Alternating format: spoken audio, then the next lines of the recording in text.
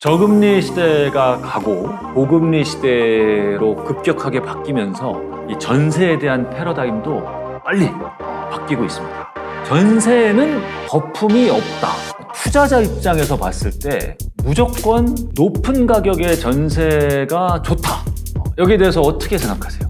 무엇이 어떻게 바뀌고 있는지 오늘 그 이야기를 나눠볼까 합니다. 부자 아빠 청홀림입니다.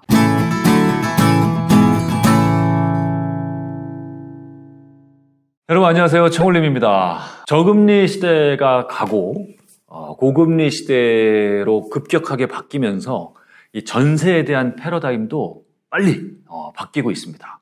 무엇이 어떻게 바뀌고 있는지 오늘 그 이야기를 나눠볼까 합니다. 지난 10년 동안 정말 굉장한 저금리였죠. 돈을 빌려서 쓰는 사람 입장에서는 주택담보대출을 받은 사람이든 전세자금 대출을 받은 사람이든 굉장히 낮은 금리로 돈을 잘 빌려다 썼습니다. 그렇죠? 네. 전세자금 대출 받은 분들 같은 경우는요, 한 5억 정도를 은행에서 빌려 써도 이자가 얼마 되지 않았어요. 1% 이자가 되게 많았거든요. 전세자금 대출에. 그러면 5억을 빌려도 1년에 500만 원만 상환하면 돼요. 이자로. 그러면 한 달에 40만 원 꼴밖에 안 되는 겁니다. 5억이라는 엄청난 돈을 빌렸는데도 한 달에 40만 원. 그러니까 굉장히 많은 사람들이 어떤 주거의 질 이런 걸 중시하는 우리 2030 젊은 세대들을 중심으로 해서 굉장히 비싼 집을 전세로 많이 빌려서 썼던 현상이 많이 나타났어요. 근데 이제 이게 지금에 와서 금리가 많이 오르면서 문제가 되고 있는 것이죠. 자, 그렇다면 제가 오늘 여러분에게 저금리 시대에서 고금리 시대로 바뀌면서 전세에 대한 패러다임 가장 심하게 바뀌는 거 또는 우리가 잘못 알고 있는 전세에 대한 오해 또는 진실은 무엇이 있는지를 가장 대표적인 것을 여러분과 함께 4가지를 알아보려고 합니다. 자, 전세에 대한 오해와 진실. 첫 번째입니다. 전세에는 거품이 없다. 이거 진실일까요? 오해일까요? 여러분 어떠세요? 여러분도 한번 댓글에다 남겨주셨으면 좋을 것 같아요. 전세 가격에는 과연 거품이 없을까? 이게 과거에는 정설이었습니다. 네. 전세는 그야말로 100% 실수요 시장이기 때문에 사람들이 전세를 투자하진 않거든요. 그렇기 때문에 전세에는 거품이 없다라는 게 지금까지의 정설이었는데 이제 와서 보니 그건 아니었던 것 같습니다. 전세에도 분명히 거품이 있었다. 무슨 거품이냐면 이런 거예요. 원래 전세 가격이 한 3억 정도가 적정한 그런 아파트 단지가 있다고 생각해 보세요. 그리고 인플레이션, 물가 상승 이런 걸 감안해도 3억에서 한 4억 정도 오르는 게 적절한 전세 시세였다라고 보는 곳이 있다고 치자고요. 그런데 이곳이 지난 저금리 시대에 3억에서 4억이 아니라 3억에서 5억, 6억, 7억 이렇게까지 전세 가격이 급등한 곳들이 굉장히 많았어요. 뭐 때문에? 저금리 때문에. 은행에서는 전세 자금을 한도 없이 어마어마하게 많은 금액을 굉장한 저금리로 그냥 막 빌려주니까 우리 전세 수요자들, 임차인분들은 그 전세 자금 대출을 막 끌어다가 쓴 것 때문에 전세 가격이 한두 끝도 없이 그냥 엄청나게 올라버렸다. 이것을 전세는 100% 실수요라고 해가지고 거품이 아니다라고 얘기할 수 없다라는 거예요. 여기에 또 일조를 한 것이 뭐냐면 임대차 3법입니다. 임대차 3법이 시행이 되면서 임대인들이 이제 2년마다 5%밖에 가격을 못 올리니까요. 그러니까 갱신이 되기 전에 나는 가격을 많이 받아야 되겠다 하고서 전세 가격을 한 번에 확 많이 올려가지고 받은 이런 경우도 있었다는 얘기입니다. 이것도 일종의 어떻게 보면 원래 적당한 가격보다 훨씬 많이 전세를 올렸기 때문에 거품이라고 할 수 있는 것이죠. 우리 지난 시기 저금리 시대의 전세 가격에는 어느 정도 거품이 꼈었다라고 보는 게 오히려 맞는 생각이다라고 보는 것이죠. 자, 전세에 대한 오해와 진실. 두 번째, 투자자 입장에서 봤을 때 무조건 높은 가격의 전세가 좋다. 여기에 대해서 어떻게 생각하세요? 지금까지는 이게 또 거의 정설이었어요. 투자자가 소위 갭 투자죠. 전세를 레버리지로 해서 주택에 투자를 할 때 가능한 높은 가격으로 전세 세팅을 하는 게 이득이다. 이게 정설이었죠. 그래야 내가 드리는 투자금이 적게 드니까요. 그러니 지난 시대에 투자를 했던 분들은 어떻게든 전세 가격을 높게 받기 위해서 우리 이 단지 내에서 최고가 전세 기록을 내가 세우기 위해서 노력들을 굉장히 많이 했습니다. 저도 과거에 뭐 그런 적이 많이 있었고요. 그런데 이게 무조건 좋지만은 않더라. 라는 게 이제 시간이 지나면서 나타나는 거죠. 뭐냐면 여러분 아시다시피 최근에 역전세 현상이 굉장히 많이 벌어지고 있어요. 네. 역전세가 뭐냐? 전세 가격이 떨어지는 거예요. 예컨대 2년 전에 처음 이 아파트에 투자했을 때 뭐 아파트 매매 가격은 4억이고 전세는 3억이었다 해서 투자금 1억을 갖고서 투자를 했다라는 거죠. 그런데 이게 2년이 지나서 3억이었던 전세 가격이 2억으로 떨어진 겁니다. 네. 그러면 어떻게 해야 될까요? 이 전세 갱신을 하거나 아니면 새로 전세를 놓을 때 이 투자자는 1억을 내줘야 돼요. 그냥 내가 갖고 있는 생돈에서 1억을 내줘야 돼. 그러니까 투자자 입장에서는 역전세가 오는 것만큼 큰 타격은 없거든요. 네.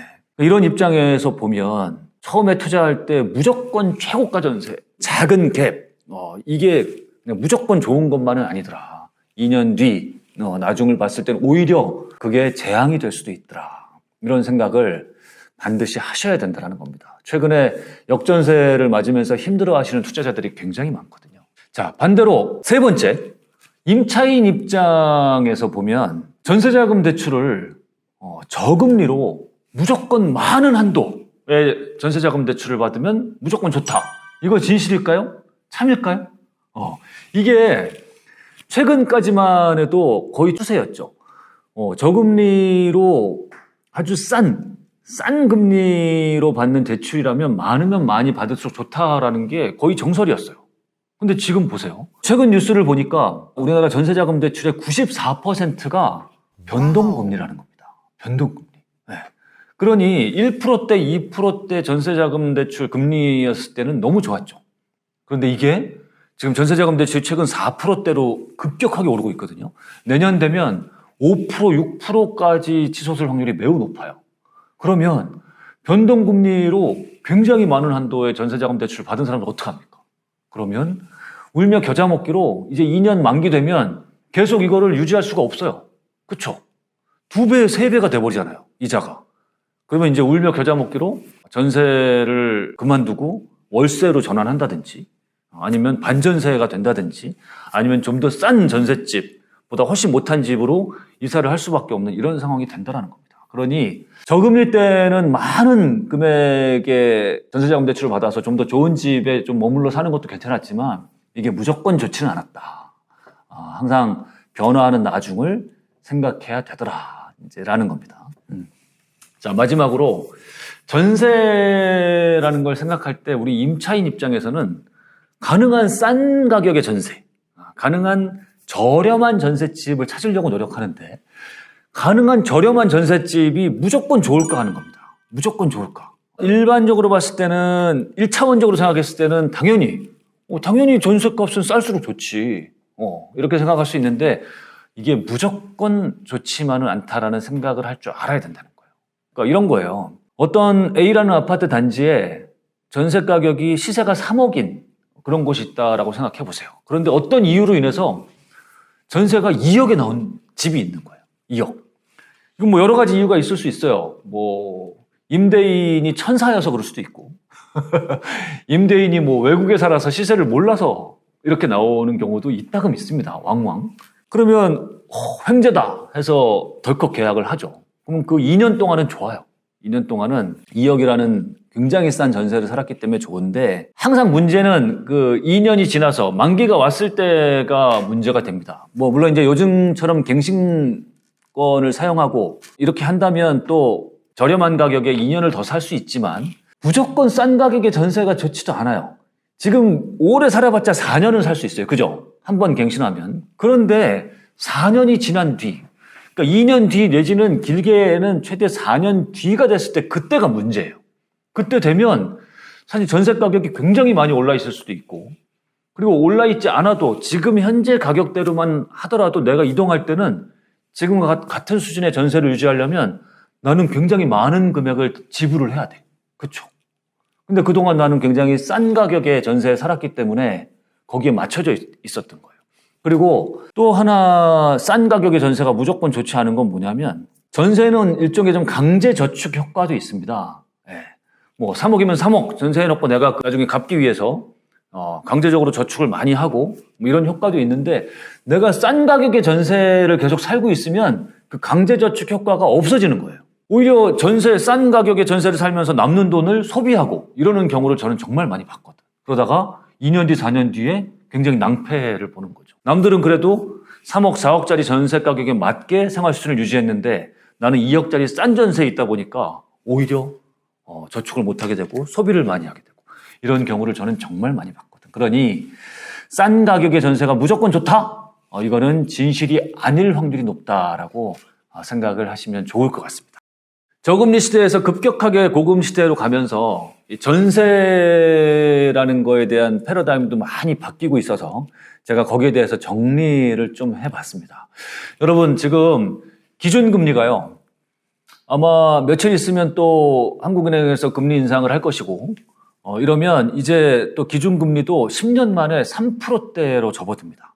기준금리가 3%대가 되면 우리 담보대출이라든지 전세자금대출 이자는 그거보다 훨씬 높이 올라가고 내년이 되면 지금 이 추세대로라면 담보대출은 뭐 6%, 7%대 전세자금대출도 5%, 6%대 이렇게 금리가 상승될 것이라는 것은 거의 뭐 불을 보듯 뻔한 일인 것 같습니다.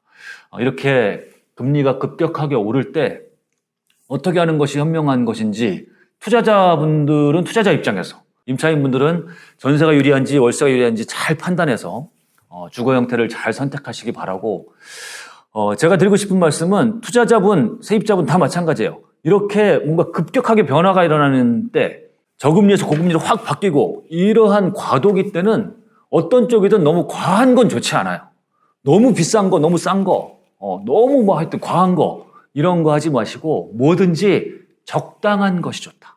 적당한 것을 고르려고 노력하시면 큰 낭패는 보지 않을 거라고 생각합니다. 여러분 전세에 대해서 현명하게 잘 대처하시기 바랍니다. 감사합니다.